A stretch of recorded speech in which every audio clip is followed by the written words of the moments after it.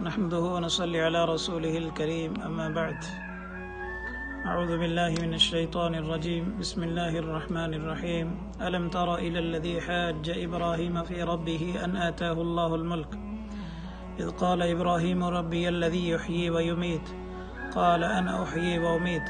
قال إبراهيم فإن الله يأتي بالشمس من المشرق فأت بها من المغرب فبهت الذي كفر والله لا يهدي القوم الظالمين۔ معزز سامعین کرام، آج ہم آپ کے سامنے حضرت ابراہیم علیہ السلام کا اور نمرود بابل کے حکمران کا باہمی جو مباحثہ، باہمی جو مناظرہ ہوا ہے وہ پیش کیے دیتے ہیں، اور قرآن کریم نے بھی اس کا ذکر فرمایا ہے۔ قرآن پاک میں اللہ تبارک و تعالی نے ارشاد فرمایا کہ حضرت ابراہیم علیہ السلام نے بابل کے حکمران نمرود کے حامیوں سے، جنہیں نمرود کی خدائی کا اقرار تھا اور اللہ تبارک و تعالی کے خالق کون و مکان اور قادر مطلق ہونے اور اس کی ربوبیت سے انکار تھا، اللہ کی عظمت اور ربوبیت کے بارے میں مناظرہ کیا۔ ان میں خود نمرود بھی شامل تھا جسے خدائی کا دعویٰ تھا۔ حضرت ابراہیم علیہ السلام نے اللہ تبارک و تعالی کی شان قدرت اور اس کی ربوبیت کی عظمت بیان کرتے ہوئے نمرود سے کہا کہ اللہ تبارک و تعالی نے ہی اسے بادشاہت بخشی ہے، یعنی نمرود کو اسے خدا پر ایمان لانا چاہیے اور اس کا شکر گزار بننا چاہیے، نہ کہ اس خدا کی کفران نعمت کرنی چاہیے اور اس کی خدائی کے اندر اپنے آپ کو بلکہ خدا ہونے کا دعویٰ کر لینا چاہیے۔ آپ نے نمرود سے یہ بھی فرمایا کہ وہ اللہ تعالیٰ ہی ہے جو اپنے بندوں کو جلاتا ہے اور مارتا ہے۔ حضرت ابراہیم علیہ السلام کی زبان سے یہ بات سن کر کے نمرود بولا کہ یہ تو میں بھی کر سکتا ہوں۔ یہ کہہ کر اس نے ایک شخص کو اپنے سامنے حاضر ہونے کا حکم دیا۔ جب وہ شخص نمرود کے سامنے حاضر ہوا تو اس نے حضرت ابراہیم علیہ السلام سے کہا کہ بتاؤ میں اس شخص کو قتل کر سکتا ہوں یا نہیں؟ تم کہو گے تو میں اسے قتل کر سکتا ہوں، نہیں کہو گے تو میں اس کی جان بخش دوں گا،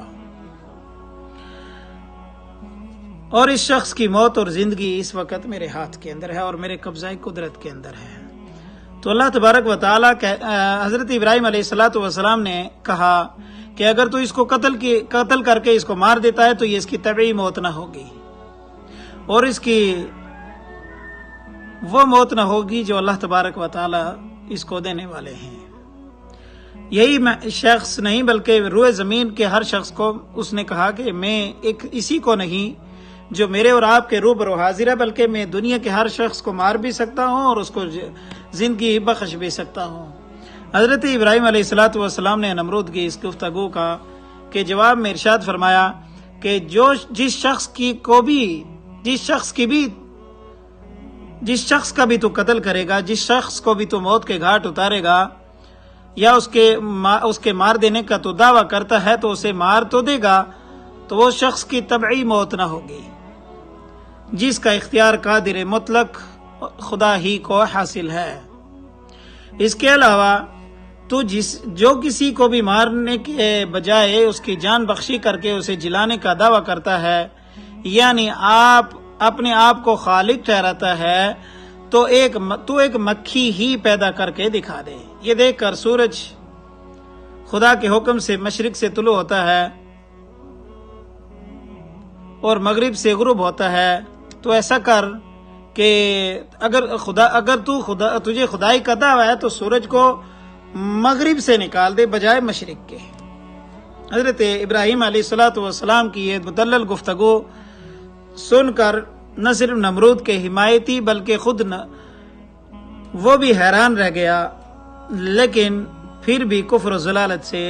باز نہ آیا۔ اسی لیے اللہ تبارک و تعالی نے قصہ ابراہیم بیان فرماتے ہوئے فرمایا ہے واللہ لا یہدی القوم الظالمین، کہ اللہ تعالی کی ظالم قوم کو راہ ہدایت کے اوپر نہیں لاتا ہے۔ مفسرین اور مورخین کے بیانات اور علماء علم الانساب کے مطابق حضرت ابراہیم علیہ الصلوۃ والسلام کے زمانے کے حکمران کا نام نمرود ہوا کرتا تھا، اور اس کا شجرہ نسب اس شخص کا نام نمرود تھا جو حضرت ابراہیم علیہ الصلوۃ والسلام کے سامنے اس وقت حاضر تھا اور خدائی کا دعویٰ کر رہا تھا۔ تو علماء انساب نے اس کا جو ہے نسب نامہ کچھ یوں پیش کیا ہے: نمرود ابن کنعان بن کوش بن نوح۔ نمرود کا یہ شجرہ نسب مجاہد نے بیان کیا ہے، جبکہ کچھ دوسرے اس کا شجرہ نسب کچھ اور ہی بتاتے ہیں، جو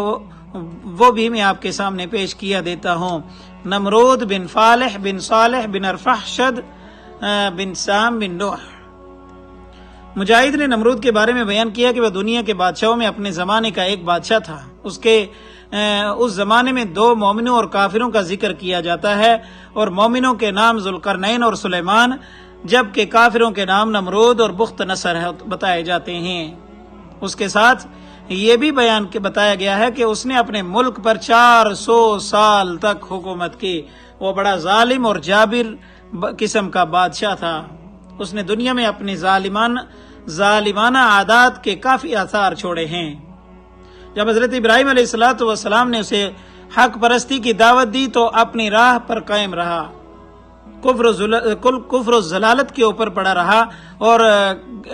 حضرت ابراہیم علیہ السلام کی دعوت کو ٹھکرا دیا، اور اپنی زندگی کے آخری ایام تک خدائی کا دعویٰ کرتا رہا۔ حضرت ابراہیم علیہ السلام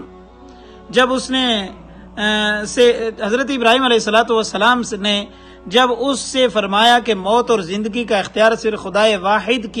کے قبضہ قدرت میں ہے، تو اس نے جواب دیا، جلانا اور مارنا تو میرے ہاتھ میں بھی ہے۔ ابو لیلہ کہتے ہیں کہ انہوں نے ایک روایت حضرت ابو ہریرہ رضی اللہ تعالیٰ عنہ کے حوالے سے بیان کی ہے، جس میں نبی کریم علیہ الصلوۃ والسلام کا ارشاد نقل کیا ہے کہ جب نمرود کے حکم سے حضرت ابراہیم علیہ الصلوۃ والسلام کو آگ کے اندر پھینکا گیا تو اس وقت ان کی زبان پر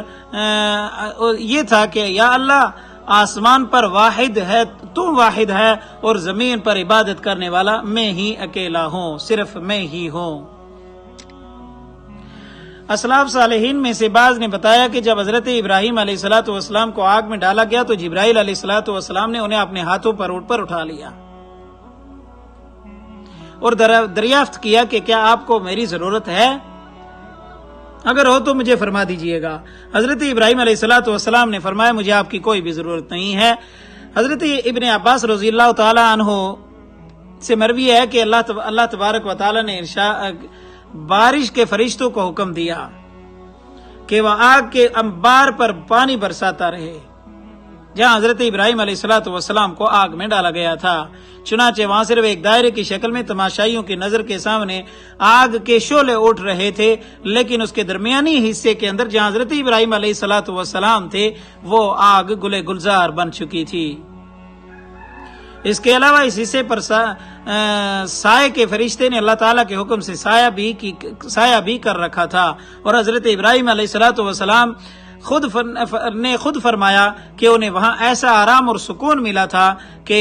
اس جگہ ساری کی ساری عمر ہی خوشی سے میں بسر کر سکتا تھا، کیونکہ فرشتوں نے جیسا کہ انہیں حکم دیا گیا تھا فوری حکم کی اللہ تعالیٰ کے حکم کی تعمیل کر دی، اور منشاء الہی بھی یہی تھا۔ یا نار کونی بردن وسلاما علی ابراہیم۔ اس آیت کے بارے میں حضرت علی رضی اللہ تعالیٰ عنہ نے لفظ سلامہ کی تفسیر کرتے ہوئے فرمایا ہے کہ اس سے اللہ تعالیٰ کا مقصد آگ سرد ہو کر اتنی سرد نہ ہو جائے کہ ابراہیم علیہ الصلوۃ والسلام کو ضرر پہنچا دے، یعنی سلامتی بن جا، کسی بھی طرح کی کوئی بھی تکلیف نہ دے، یہ اتنی ٹھنڈی بھی نہ ہو جائے کہ حضرت ابراہیم کو کوئی تکلیف ٹھنڈک سے ہونے لگے، اور آگ والا کام بھی نہ کرنا کہ حضرت ابراہیم علیہ الصلوۃ والسلام اس سے جل جائیں۔ اور یہی حضرت ابن عباس رضی اللہ تعالیٰ عنہ نے بھی سلامہ کی تفسیر کرتے ہوئے یہی الفاظ فرمائے جو حضرت علی رضی اللہ تعالیٰ عنہ نے بیان فرمائے ہیں۔ کعب احبار رضی اللہ تعالیٰ عنہ کا بیان کیا کہ آگ اللہ تعالیٰ کے حکم سے بالکل سرد ہو جاتی تو اس میں حرارت باقی نہ رہتی اور وہ اپنی فطرت کو کھو بیٹھتی، لہٰذا پھر اس سے نوع انسانی کو ضرورتاً بھی کوئی فائدہ نہ پہنچتا۔ ضحاک ایک روایت کے حوالے سے کہتے ہیں کہ جب ابراہیم علیہ السلام کو آگ میں ڈالا گیا تو ان کے چہرے مبارک پر پسینہ کے آثار تھے، سو حضرت ابراہیم علیہ السلام نے ان کے پیشانی سے پسینہ صاف کیا۔